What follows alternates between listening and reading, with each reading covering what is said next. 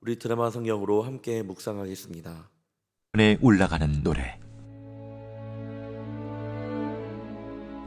내가 산을 향하여 눈을 들리라. 나의 도움이 어디서 올까? 나의 도움은 천지를 지으신 여호와에게서로다. 여호와께서 너를 실족하지 아니하게 하시며 너를 지키시는 이가 졸지 아니하시리로다. 이스라엘을 지키시는 이는 졸지도 아니하시고 주무시지도 아니하시리로다. 여호와는 너를 지키시는 이시라. 여호와께서 내 오른쪽에서 내 그늘이 되시나니 낮의 해가 너를 상하게 하지 아니하며 밤의 달도 너를 해치지 아니하리로다. 여호와께서 너를 지켜 모든 환난을 면하게 하시며 또 내 영혼을 지키시리로다. 여호와께서 너의 출입을 지금부터 영원까지 지키시리로다. 아멘. 오늘도 새벽을 깨어 주의 성전에 나온 우리 사랑하는 성도님들을 진심으로 환영하고 축복합니다. 오늘의 말씀의 주제는요, 나의 도움이 어디서 올까입니다. 우리 성도님들의 도움은 어디서 옵니까? 우리 하나님 한 분뿐인 줄 믿습니다. 우리 본문 121편은 120편부터 130편에 있는 성전으로 올라가는 노래로 표제어가 붙은 성전 순례시 중에서 두 번째 시편입니다. 특별히 오늘 본문에서 1, 2절에는 이 1인칭을 나 주어로 표현하고 있고 3절부터 8절은 2인칭 너를 주어로 표현하고 있습니다. 1, 2절이 1인칭을 사용하여 순례자 자신의 불안한 마음과 하나님을 향한 굳센 확신을 동시에 드러내고 있고 3절부터 8절은 2인칭으로 바뀌어서 이 민수기 6장의 아론의 축복과 같은 그런 분위기를 나타내고 있습니다. 1절부터 보도록 하겠습니다. 내가 산을 향하여 눈을 들리라. 나의 도움이 어디서 올까? 1절을 통해 시인이 누군가의 도움이 굉장히 절실히 지금 필요하다라는 것을 우리는 알 수 있습니다. 그런데 잘 보면 자신의 눈을 들어 산을 향하고 있다고 합니다. 왜 산을 향하고 있다고 할까요? 히브리인들에게 산은 불변성과 영원성을 상징하고 있습니다. 그리고 종종 산은 하나님의 이 보좌가 있는 거룩한 산 시온을 의미하는 말로 표현되기도 합니다. 그러니까 시인이 눈을 들어 이 산을 본 것은요, 문자적인 그 산만을 바라본 것이 아니라 우리 하나님을 바라보고 있음을 알 수 있습니다. 그러면서 시인은 고백합니다. 나의 도움이 어디서 올까? 산을 바라보면서 나의 도움이 어디서 올까? 즉 하나님을 바라보면서 주님, 나의 도움은 어디에서 오는 건가요? 라고 이야기하고 있는 겁니다. 다시 말하면 그 도움은 오직 하나님 한 분밖에 없습니다 라는 그런 강한 믿음의 확신을 이야기하고 있습니다. 2절을 보면 그 내용에 대해 더 정확히 알 수 있습니다. 나의 도움은 천지를 지으신 여호와에게서로다. 역시나 주님, 나의 도움이 되는 것은 주님 한 분밖에 없군요 라고 말하고 있습니다. 1절을 히브리어 성경 순서대로 번역하면 이렇습니다. 내가 눈을 듭니다. 산을 향하여 어디서 올까요? 나의 도움이. 2절을 히브리어 성경 순서대로 번역하면 이러합니다. 나의 도움이 여호와에게서 옵니다. 천지를 지으신 분. 1절의 마지막 말이 나의 도움이, 2절에 시작되는 말이 나의 도움이. 그래서 1, 2절은 바로 도움을 강조하고 있습니다. 이 도움은요, 구조, 원조 등의 의미를 지니고 있는데 특히 전쟁 중에 위기에 처한 이 아군에게 군사와 물자 등을 지원하여 보낼 때에 사용하는 말이었습니다. 다시 말하면 시인은 지금 자신이 영적인 전투를 치르고 있는데 그 싸움을 싸워 나갈 수 있게 하는 힘, 그 도움은 오직 하나님께로부터 옵니다 라고 고백하고 있습니다. 이처럼 우리는 하나님의 도움이 없이는 절대로 살 수 없는 그런 존재입니다. 하지만 우리가 주님의 도움을 구할 때 실수하는 모습이 꼭 있습니다. 믿음의 자녀들이 자주 하는 말 중에 하나님께서 도와주실 거야, 하나님께서 함께 하실 거야 라고 많은 이야기를 합니다. 하지만 이렇게 말하면서 때로는 우리 마음 가운데 불안감이 있다라는 겁니다. 일이 안 풀리면 어떡하지? 이런 상황이 잘 안 넘어가면 어떡하지? 나아지지 않으면 어떡하지? 하나님의 도움을 구하면서 우리는 걱정을 합니다. 어쩌면 이 버릇처럼 지금도 우리가 그렇게 하고 있는지도 모르겠습니다. 하지만 그 선포를 우리는 절대로 가볍게 여겨서는 안 됩니다. 왜냐하면 주님의 도움, 우리가 말하는 주님께서 도우실 거야, 그 선포는요 굉장히 세상 어떤 도움보다 진짜의 도움이기 때문입니다. 우리가 TV를 새로 사서 보다가 갑자기 고장이 나거나 이보다 더 복잡한 자동차가 고장이 났다면 여러분 어떻게 하실 건가요? 잘 알지도 못하면서 그런 TV를 분해하거나 자동차 엔진을 뜯어 고치려고 하는 것은 굉장히 미련한 짓입니다. 가장 현명한 방법은 이 제품을 제조한 회사의 그 서비스 센터에 가서 고쳐달라고 하는 것이겠죠. 이처럼 우리 모든 인생도 수백만 개의 부품으로 만들어진 정교한 자동차 엔진과는 비교할 수 없을 정도로 정교하고 오묘합니다. 그렇기에 우리 인생의 어려움을 가장 명쾌하게 해결할 수 있는 부분은요, 인터넷의 어떤 글도 아니고 TV에 나온 어떤 강의도 아니고 사람의 지혜, 사람의 경험도 아니고 우리를 설계하여 지으신 오직 한 분 하나님밖에 없습니다. 하나님께서 도와주실 거야, 하나님께서 함께 하실 거야 만큼 명쾌하고 확실하고 가치 있는 대답은 이 세상에 어디에도 없을 겁니다. 하나님께서 나와 함께 하실 거야, 나를 도우시는 분이구나 라는 고백을 가볍게 생각하지 않기를 바랍니다. 그래서 하나님의 도우심을 늘 간절히 구하고 그 가운데 하나님의 마음을 깊이 느끼는 저와 여러분이 되기를 축원합니다. 3절부터 8절까지는 하나님의 보호하심에 대한 확신을 3중으로 선언하고 있습니다. 3, 4절, 5, 6절, 7, 8절. 먼저 3, 4절을 보겠습니다. 여호와께서 너를 실족하지 아니하게 하시며 너를 지키시는 이가 졸지 아니하시리로다. 이스라엘을 지키시는 이는 졸지도 아니하시고 주무시지도 아니하시리로다. 하나님의 보호하심에 대한 첫 번째 선언입니다. 하나님은 자기 백성인 순례자들을 실족하지 않도록 지키시고 보호하기 위해서 졸지도 주무시지도 않으신다고 말하고 있습니다. 여기서 실족하다라는 말은요, 발을 잘못 디디다라는 뜻이 됩니다. 운동을 하거나 등산을 할 때에 우리가 발목이나 발을 접지른 적이 있을 겁니다. 발목이 삐면 비틀비틀거리면서 걸을 수는 있습니다. 아프긴 하지만 어떻게는 걸을 수는 있다라는 거예요. 즉 시인은 실족이라는 단어를 통해 말하고자 했던 것이 무엇인가요?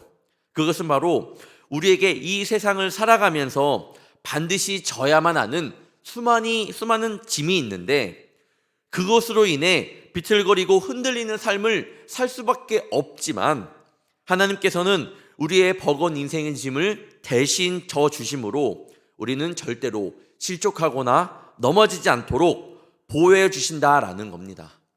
우리는 비틀거리긴 하겠지만 우리를 도우시는 하나님께서 우리를 절대로 넘어뜨리지 않는다라는 이 시인의 고백입니다. 이 세상에서 인생의 짐을 지지 않는 사람은 절대로 없습니다. 때로는 스스로 감당하기 불가능한 그 짐들을 우리는 떠안고 살아가기도 합니다. 누구라 할 것 없이 모두가 고되고 괴로운 인생길에서 무거운 짐을 지고 걸어가는 나그네와 같은 그런 존재입니다. 그래도 우리가 넘어지지 않고 실족하지 않는 이유는, 이 세상에서 승리할 수 있는 이유는 그 능하신 손으로 우리를 붙드시고 든든한 버팀목이 되어주시는 우리 하나님이 계시기 때문입니다. 시편 55편 22절에 이렇게 나와 있습니다. 내 짐을 여호와께 맡기라.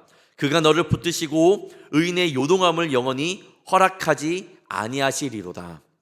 마태복음 11장 28절입니다. 수고하고 무거운 짐진 자들아 다 내게 오라. 내가 너희를 쉬게 하리라. 우리 인생의 모든 짐을 대신 져주시기를 원하시는 하나님을 든든히 붙잡고 나가는 저와 여러분이 되기를 바랍니다. 또한 시인은 우리가 넘어지지 않도록 지켜주시기 위하여 졸지도 주무시지도 않는다라고 말씀합니다. 이 말의 의미는 하나님은 다른 신들과는 다른 존재라는 그런 의미가 됩니다. 왜냐하면 당시의 그 중동에서는요, 사람들이 생각하기를 신들은 잠들어 있다고 생각을 했습니다. 그래서 자신들이 위기에 처해 있거나 어려운 상황이 있을 때 제사 의식으로 신들을 깨워야 한다고 믿었습니다. 그래서 신들을 깨우는 제사들은 아주 요란했고 공을 아주 많이 들여야 했는데, 저희가 성경에서 이 내용을 볼 수 있죠. 열왕기상 18장에는 엘리야 선지자가 바알 선지자와 이 바알 선지자 450명과 싸우는 모습이 있습니다. 그런 장면이 있는데, 숫자가 많은 이 바알 선지자들이 먼저 자신들의 신을 부르기 시작합니다. 바알의 선지자들은 송아지를 잡고 아침부터 낮까지 바알의 이름을 부르며 제단 주위를 돌고 춤을 추었습니다. 하지만 아무런 응답이 없었습니다. 엘리야 선지자가 조롱하며 말했죠. 18장 27절부터 29절까지 메시지 성경으로 읽어드리겠습니다. 엘리야 선지자가 조롱하며 이야기를 하는 거예요. 더 크게 불러보시오. 바알도 명석이 신이 아니오.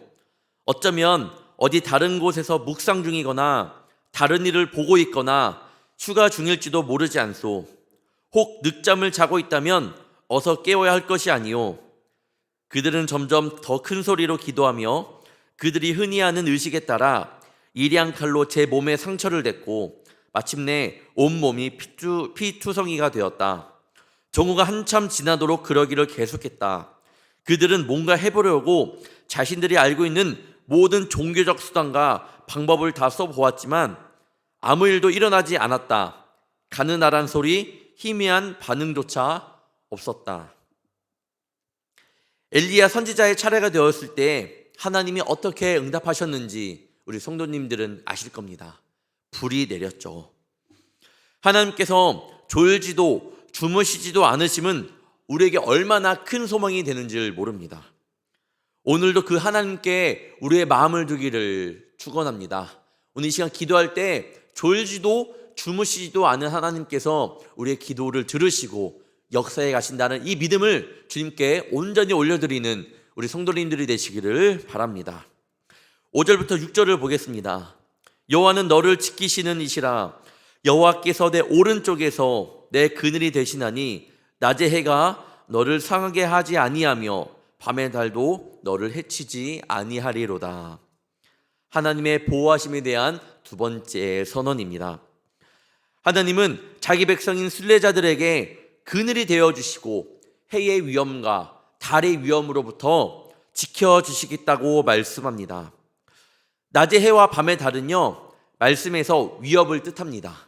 그 이유는 낮의 해는 그 뜨거움 때문에 위협이라고 말하고 있고요, 이 달은요, 특별히 그 팔레스타인 사람들에게 달은 장렬하는 태양의 열기와 마찬가지로 치명적인 타격을 가하는 그런 존재로 여겨졌습니다. 사막기후가 가지는 특성상 낮에 장렬하는 그 태양만큼이나 밤에 급격하게 냉각되는 기온은 여행자들에게 굉장히 고역이기 때문입니다.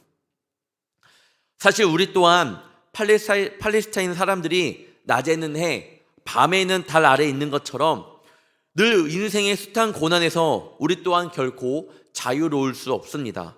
왜냐하면 해가 싫다고 달이 싫다고 우리가 해로부터 달로부터 멀리 떨어질 수 없기 때문입니다. 하지만 감사하게도 그럴지라도 하나님께서 우리의 우편에서 우리의 그늘이 되어주신다라고 말씀합니다. 그것들이 우리를 절대로 해치지 못한다고 말씀합니다. 우리 성도님들도 하나님의 그늘 아래에 거하시며 우리를 온전하게 보호하시는 하나님의 은혜를 마음껏 누리시기를 바랍니다. 하나님의 보호하심에 대한 세 번째 선언은 바로 7절과 8절입니다. 여호와께서 너를 지켜 모든 환난을 면하게 하시며 또 내 영혼을 지키시리로다. 여호와께서 너의 출입을 지금부터 영원까지 지키시리로다. 7절을 보면 시인은 여호와께서 너를 지켜 모든 환난을 명쾌하시며 또 내 영혼을 지키신다고 말씀하고 있습니다. 사실 원문에는 모든 환난을 면하게 하다, 명쾌하다라는 말은 이 말에 해당되는 단어가 없습니다. 면제하다라는 의미가 아니라 지키다라는 의미가 좀 더 원어적인 해석일 것입니다. 어떻게 보면 미묘한 차이라고 생각할 수 있지만 두 단어의 의미는 확연히 다릅니다. 즉 면제는 모든 환난은 면제한다라는 것은요, 환난 자체가 있지 않는다라는 말씀이겠지만, 환난에서 지킨다라는 의미는 숱한 환난 속에서도 결코 해를 입지 않고 온전함을 유지하게 될 것이라는 말입니다. 또한 8절을 보면 여호와께서 너의 출입을 지금부터 영원까지 지키시리로다라고 말씀하고 있습니다. 본 시를 보면요, 지키다라는 말이 전부 6번 나옵니다. 그런데 7절과 8절을 보면 그 중에 3번이 나옵니다. 시인이 이처럼 반복적인 표현을 통해 하나님의 보호를 말하고 있는 겁니다. 하나님의 보호하심의 완전성을 말하고 있습니다. 오늘 시인은 말씀을 통하여 우리가 살아가는데 환난은 없다, 고난은 없을 것이다, 역경은 없다라고 말하지 않습니다. 하지만 분명한 건 그 가운데 하나님의 도우심은 분명히 있다라고 말하고 있습니다. 1절에서 2절처럼 나의 도움이 어디서 올까? 나의 도움은 천지를 지으신 여호와에게서로다. 또 나를 해치지 못하고 나를 지키시며 내 영혼을 지키신다고 말씀합니다. 그리고 그 도움과 보호하심은 영원까지 지속된다라고 말씀하고 있습니다. 이 모습이 하나님께서 나를 향한 진짜의 모습이 아닐까요? 오늘도 하나님께서 심어주신 삶의 자리에서 눈을 들어 산을 보는 저와 여러분이 되길 바랍니다. 그러면서 고백하길 원합니다.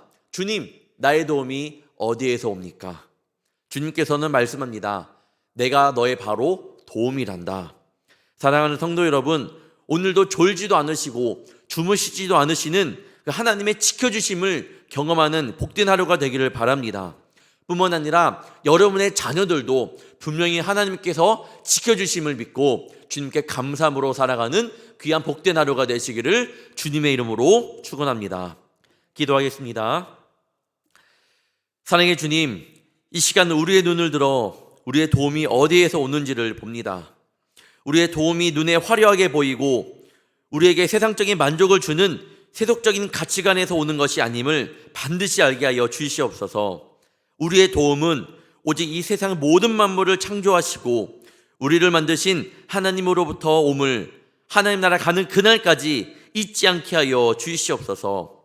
우리가 지금까지 살아오면서 실족하지 않고 여기까지 올 수 있었음은 우리가 잘 걸었기 때문이 아니라, 조심해서 걸었기 때문이 아니라 하나님께서 졸지도 주무시지도 않으시면서 지켜주셨기 때문임을 되새겨 주심에 감사합니다.